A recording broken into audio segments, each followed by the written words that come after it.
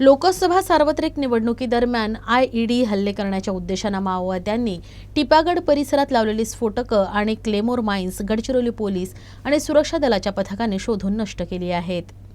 लोकसभा सार्वत्रिक निवडणुकीदरम्यान विस्फोटक हल्ले करण्याच्या उद्देशानं माओवाद्यांनी टिपागड परिसरात काही स्फोटके आणि क्लेमोर माइन्स जमिनीत पुरवून ठेवली असल्याची गुप्त माहिती पोलिसांना मिळाली.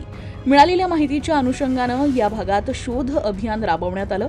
यावेळी सुरक्षा दलांना तैनात करण्यात आलं होतं. यामुळे माओवाद्यांना निवडणुकीच्या वेळी स्फोटकांचा वापर करणं अशक्य झालं होतं. मात्र निवडणूक शांततेत पार पडल्यामुळे विशेष अभियान राबवून टिपागड परिसरात डोंगरावर पेरून ठेवलेली स्फोटके आणि क्लेमोर माइन्सचा शोध लावण्यात पोलिसांना यश आलं. पोलीस अधीक्षक यांच्या मार्गदर्शनाखाली तातडीने 2 BDDSच्या पथकासह C60चे 1 पथक आणि CRPFचे 1 QAT पथक डंप शोध मोहीम राबवण्यात आली. यावेळी पथकांना स्फोटके आणि डिटोनेटरनं भरलेले 6 प्रेशर कुकर आणि गंजलेली लोखंडी तुकडे भरलेले 3 क्लेमोर पाईप्स आढळून आले. या ठिकाणी प्लास्टिकच्या पिशव्यात गन पावडर, औषधे आणि ब्लँकेट्स देखील जप्त करण्यात आली. जप्त करण्यात आलेले साहित्य घटनास्थळीच नष्ट करण्यात आले.